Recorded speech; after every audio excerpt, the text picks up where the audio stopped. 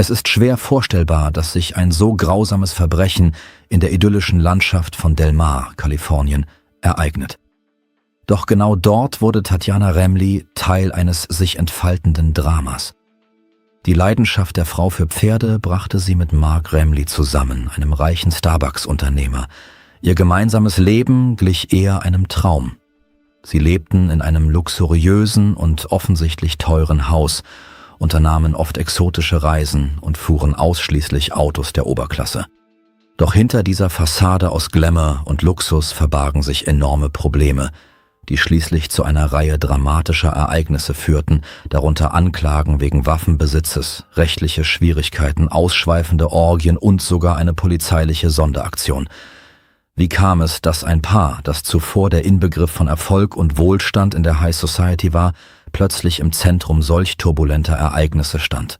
Die Stadt Del Mar im US-Bundesstaat Kalifornien, gelegen im Bezirk San Diego, ist bekannt dafür, dass dort eine große Anzahl von Reitsportbegeisterten lebt und dass dort die größten und berühmtesten legendären Ausstellungen stattfinden. Die Del Mar Racetrack, bekannt für ihre spannenden Pferderennen, zieht jedes Jahr Besucher aus aller Welt an. Neben den Pferden lockt die Stadt Touristen mit ihrer natürlichen Schönheit, einem reichhaltigen Freizeit- und Unterhaltungsangebot sowie angenehmem Wetter an. Genau an diesem erstklassigen Ort lebte die Familie Remli 14 Jahre lang und genoss alle Annehmlichkeiten und den Lebensstil, die die Stadt Del Mar zu bieten hat. Die 42-jährige Tatjana Remli wurde im Dezember 1980 in Phoenix, Arizona, geboren. In ihrer Jugend versuchte sie sich als Model und arbeitete eine Zeit lang im Zoo. Danach arbeitete sie jedoch nirgendwo mehr. Als geschiedene Mutter von 2 Kindern begeisterte sie sich leidenschaftlich für den Pferdesport, insbesondere für Dressur und Springreiten, und träumte davon, in diesem Bereich zu arbeiten. Das Glück schien ihr bei einer unerwarteten Begegnung bei Starbucks zuzulächeln, wo sie Mark Remli kennenlernte. Es schien, als hätten sie sich vom ersten Moment an zueinander hingezogen gefühlt. Und tatsächlich war Mark für Tatjana einfach die perfekte Wahl, da er sich nicht nur durch Charisma und Freundlichkeit auszeichnete, sondern auch durch beträchtlichen Reichtum und Status. Von 1987 bis 2004 war er Vizepräsident und IT-Direktor der Signal Corporation. Dort spielte Mark als einer der Mitbegründer eine wichtige Rolle bei der Umwandlung des Unternehmens von einem bescheidenen Start-up mit 4 Mitarbeitern in ein großes Unternehmen, das bereits 1600 Mitarbeiter beschäftigte und einen Jahresumsatz von über $600 Millionen erzielte. Remli zog kurz nach dem erfolgreichen Verkauf von Sigma Beyond nach Südkalifornien. Neben seinem unternehmerischen Erfolg gelang es ihm, Anteile an mehreren Unternehmen sowie Luxusimmobilien in ganz Kalifornien zu erwerben. Und als ob das noch nicht genug wäre, gelang es seinem Vater, einer bedeutenden Persönlichkeit in der Technologiebranche, eine Reihe wertvoller Patente zu erwerben, die er seinem Sohn vermachte. Berichten zufolge erbte Mark von seinen Eltern insgesamt $26 Millionen. Die Beziehung zwischen Mark und Tatjana entwickelte sich rasant, bis sie schließlich im März 2011 heirateten. Obwohl sie keine gemeinsamen Kinder hatten, vereinte ihre Ehe ihre Familien, darunter Tatjanas 2 Kinder und Marks 2 Kinder aus früheren Beziehungen. Marks Vermögen ermöglichte es ihnen, sich nichts zu versagen und das Leben einfach zu genießen.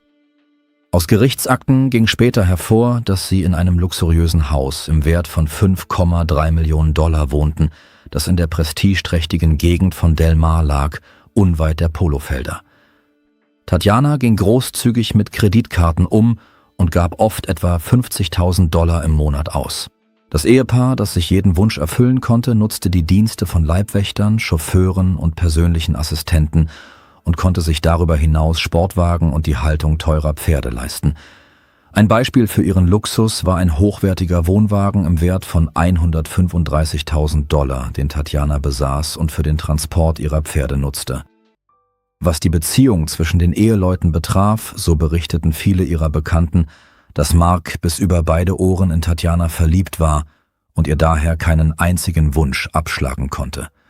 Tatjana hingegen wurde oft als die dominierende Partnerin wahrgenommen. Mark war immer zur Stelle, um jeden Wunsch und jeden Traum von Tatjana zu unterstützen, egal wie verrückt oder gewagt sie auch waren. Er investierte beträchtliche Summen in ihre unternehmerischen Vorhaben, von denen jedes zwar ehrgeizig, aber oft ohne praktischen Geschäftssinn war. Ein Beispiel für die Großzügigkeit des Mannes war, dass Mark das Polo-Team finanzierte, das sie zum Ruhm führen wollte. Doch dieses Vorhaben war nicht von Erfolg gekrönt und scheiterte schon bald. Dennoch brannte in Tatjanas Herzen ein Traum, der heller leuchtete als alle anderen und den die Frau nicht so einfach aufgeben konnte. Die Show Cavalia ist eine Darbietung, in der Elemente des Reitsports und der Gymnastik miteinander kombiniert werden, ähnlich wie beim Zirkus und der Dressur. Für Tatjana war dies kein vorübergehendes Interesse, sondern eine Leidenschaft, die ihre Seele buchstäblich erobert hatte. Sie war fest davon überzeugt, dass sie eine Show kreieren könnte, die mit Cavalia konkurrieren würde, und verkündete diese Absicht öffentlich in einem Interview im Jahr 2012. Inspiriert davon machten sich Tatjana und Mark daran, ihre eigene Show zu entwickeln, die sie Tar nannten. Sie hofften aufrichtig, dass ihr Projekt mit dem Erfolg von Cavalia mithalten könnte und gründeten zu diesem Zweck eine Gesellschaft, in die sie enorme Summen investierten. Es gelang ihnen, talentierte Darsteller zu finden und ein professionelles Produktionsteam zusammenzustellen. Ein erheblicher Teil ihrer Ausgaben floss in den Bau eines riesigen mobilen roten Zeltes mit einer Fläche von mehr als 4000 Quadratmeter. Sie planten, mehr als 40 Vorstellungen im Del Mar Exhibition Complex zu veranstalten und rechneten damit, die Show auf eine Tournee durch 4 Städte auszuweiten. Die Gesamtsumme, die sie in Tar investierten, wird auf etwa 4 bis 5 Millionen Dollar geschätzt, wobei diese Summe in einigen Berichten sogar 10 Millionen übersteigt.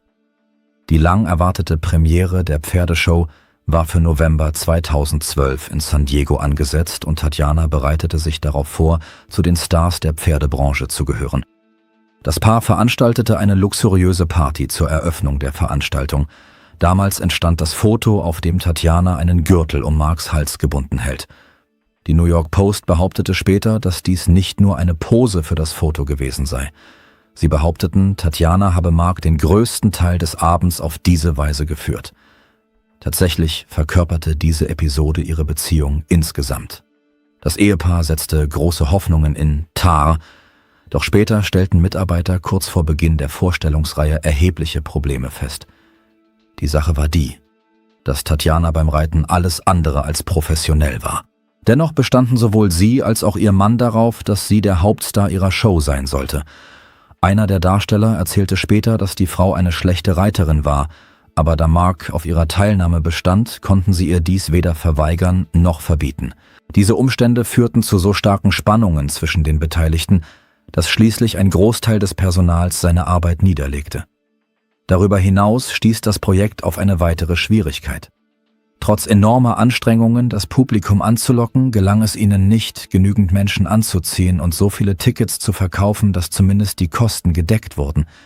Schließlich verließen Mark und Tatjana ihre eigene Show und nahmen etwa 12 ihrer eigenen Pferde mit. So blieben die übrigen Pferde und Artisten ohne Leitung zurück. Den Tieren ging schnell das Futter aus und die aus dem ganzen Land angereisten Artisten erhielten nicht das versprochene Honorar. Dieser grandiose Misserfolg zwang Mark, Insolvenz anzumelden, was zum finanziellen Ruin ihrer Familie führte. Das Paar sah sich einer Reihe von Versteigerungen zur Liquidation von Vermögenswerten und zahlreichen Forderungen von unbezahlten Mitarbeitern und Lieferanten gegenüber. Der Druck durch Rechtsstreitigkeiten und finanzielle Verpflichtungen hielt an, und abgesehen von der offensichtlichen Anspannung aufgrund des Geldmangels musste das einst wohlhabende, erfolgreiche und liebende Paar die schlimmsten Zeiten seines Lebens durchstehen. Das ereignisreiche Jahr 2013, in dem all dies geschah, endete damit, dass das Paar beschloss, sich zu trennen und die Scheidung einzureichen. Dennoch beschlossen sie, die Familie zusammenzuhalten und versöhnten sich schließlich. Nach dem Scheitern mit Tar beschloss Tatjana, ihr nächstes Projekt zu starten. Das Fitnessstudio namens R&Power Solana Beach wurde im Mai 2015 eröffnet, doch bereits ein Jahr später erhielten die Mitglieder eine E-Mail mit der Mitteilung, dass das Fitnessstudio sofort geschlossen werde, angeblich wegen Renovierungsarbeiten und verschiedener Verbesserungen. Darauf folgte schnell die Einstellung ihres Internetauftritts und schließlich die vollständige Schließung des Studios.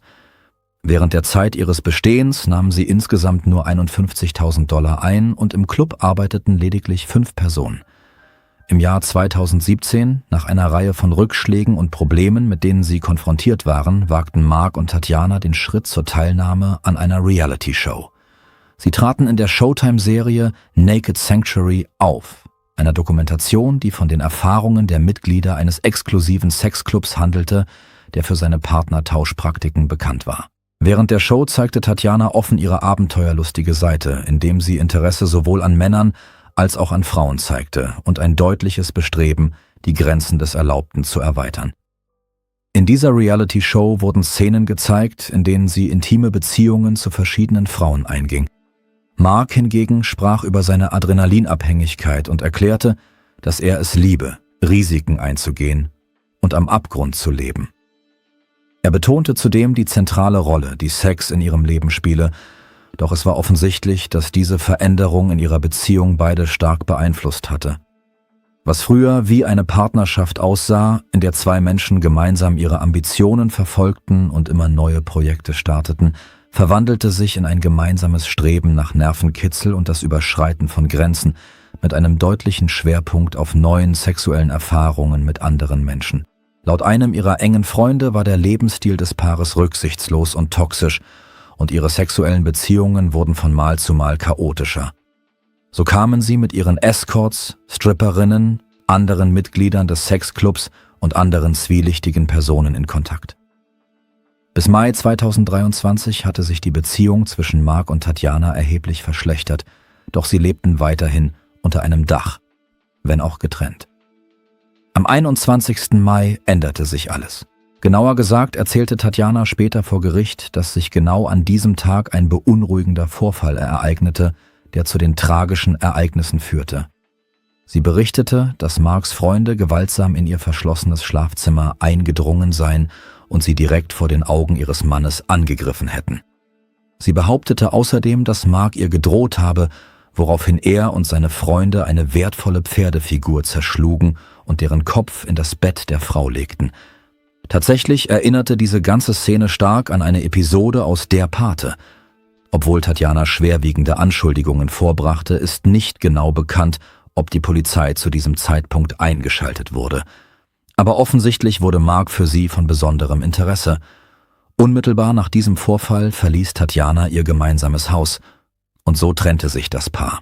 Dieser Umzug versperrte ihr den Zugang zu ihrer luxuriösen Villa und ihrem Immobilienbesitz sowie zu ihren gewohnten enormen Ausgaben. Als Reaktion auf diese Anschuldigungen sagte Mark in einem Interview mit Coast News, dass die Vorwürfe vollständig erfunden seien.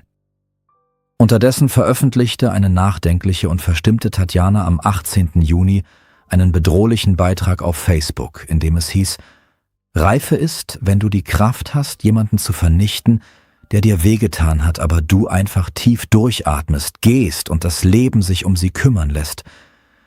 Nach diesem Beitrag wirkte es, als habe Tatjana beschlossen, nicht selbst Rache zu nehmen, sondern darauf zu vertrauen, dass das Leben ihre Peiniger bestrafen würde. Dieser Beitrag erscheint besonders bemerkenswert, vor allem angesichts des Vorfalls, der dem Sheriffbüro von San Diego gemeldet wurde. Am 2. Juli gegen 19:30 Uhr ging bei den Hilfs-Sheriffs ein Anruf wegen eines schweren Brandes in Marks Haus ein.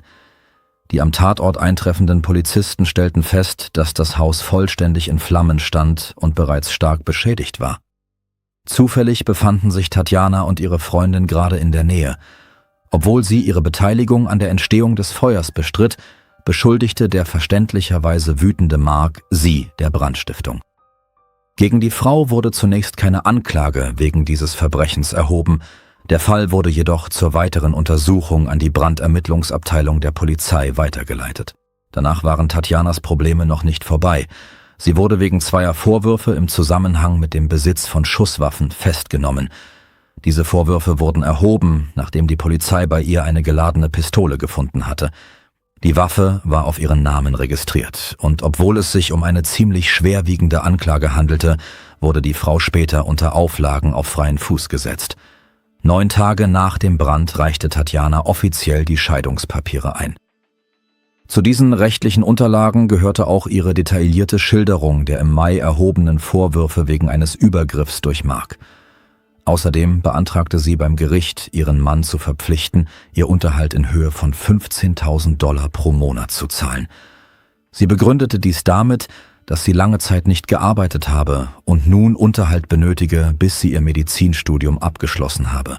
Tatjana wies darauf hin, dass sie deutlich weniger als die $50.000 monatlich forderte, an die sie gewöhnt war. Sie beantragte beim Gericht außerdem, ihr während des Scheidungsverfahrens Zugang zu ihrem Anwesen in Del Mar zu gewähren, da sie beabsichtigte, im Wohnwagen zu wohnen, da das Haupthaus bei einem Brand im Juli beschädigt worden war. Unmittelbar danach ereignete sich etwas Unerwartetes, das dafür sorgte, dass keiner dieser Anträge jemals erfüllt werden würde. Der Morgen des 2. August 2023 brachte das Gefühl einer nahenden Vergeltung mit sich. An diesem Gerichtstag begab sich Tatjana zu Starbucks in Solana Beach, um sich mit einem geheimnisvollen Mann zu treffen. In einem einfachen T-Shirt und Sportshorts sah sie entspannt aus, als sie diesen Mann endlich traf. Gemeinsam bestellten sie Fruchtgetränke und setzten sich an einen abgelegenen Tisch im Hinterhof.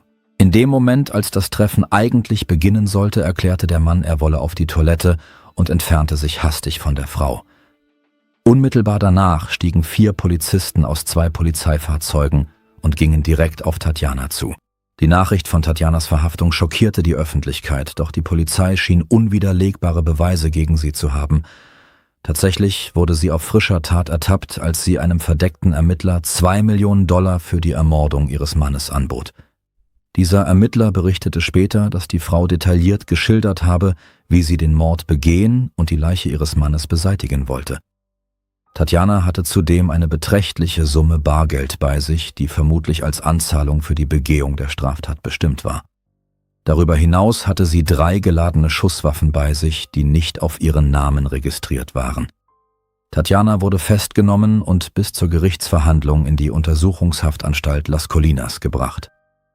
Ihr drohen bis zu 9 Jahre Freiheitsentzug in einem Staatsgefängnis und ein zusätzliches Jahr wegen eines schweren Verbrechens, das unter Einsatz von Schusswaffen begangen wurde.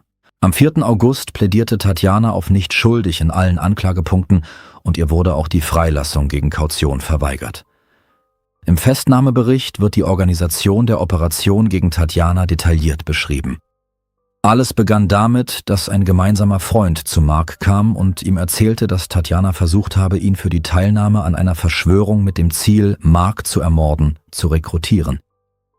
Aufgrund dieser beunruhigenden Informationen beschloss Mark, sich an die Polizei zu wenden, die daraufhin eine ganze Sonderoperation organisierte. Sie schickten einen verdeckten Ermittler zu einem Gespräch mit Tatjana, um sie zu überführen. Nach der Festnahme der Frau bekräftigte Mark gegenüber der Polizei, dass er fest davon überzeugt sei, dass Tatjana für die Brandstiftung an ihrem Haus verantwortlich sei, die nur wenige Tage vor ihrem Versuch, eine Mordverschwörung zu organisieren, begangen worden war. Derzeit reichen die Beweise nicht aus, um Tatjana wegen dieser Brandstiftung anzuklagen. Nach Tatjanas Verhaftung, die in den Medien große Beachtung fand, gaben zahlreiche Personen Aussagen ab, die Aufschluss über ihre Vergangenheit gaben. Einer der wichtigsten Aspekte, der dabei zutage trat, war ihre frühere Ehe mit Ken Walcott, einem Immobilienentwickler aus Seattle und Miteigentümer des NBA-Teams Seattle Super K.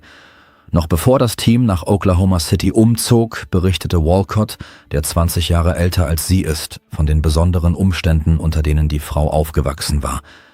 Seinen Angaben zufolge wurde Tatjana auf einem ländlichen Anwesen in Elizabethtown isoliert gehalten.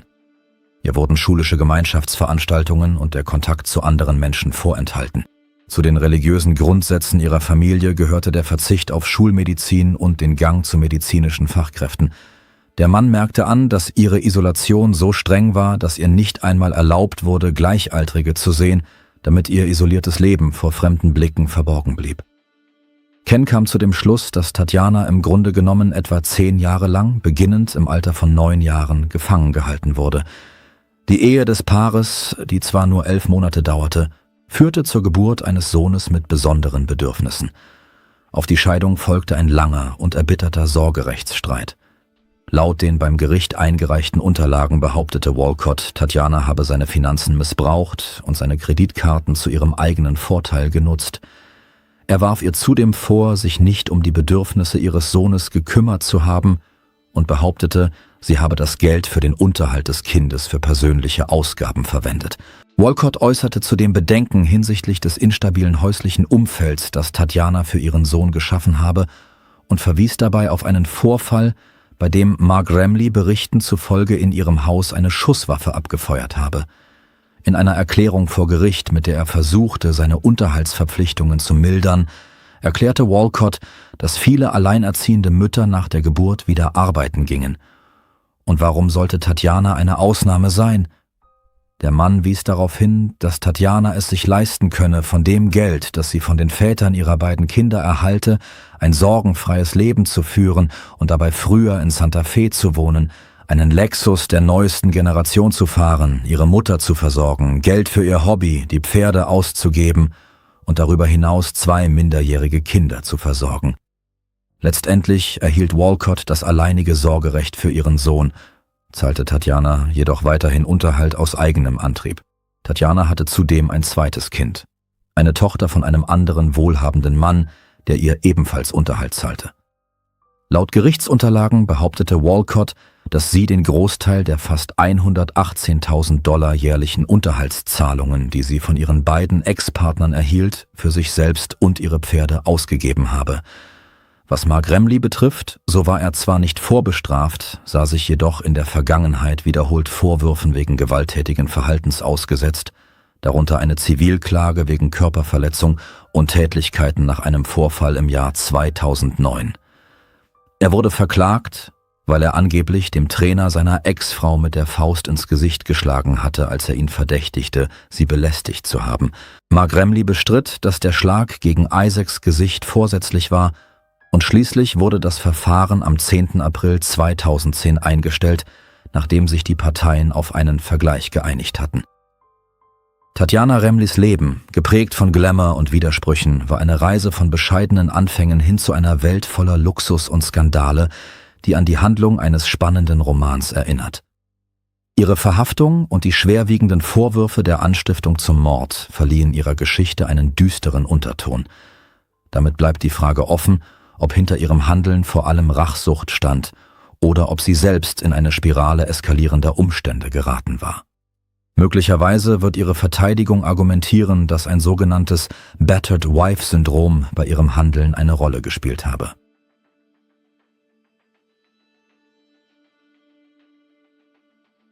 Danke fürs Zuschauen und passen Sie auf sich auf.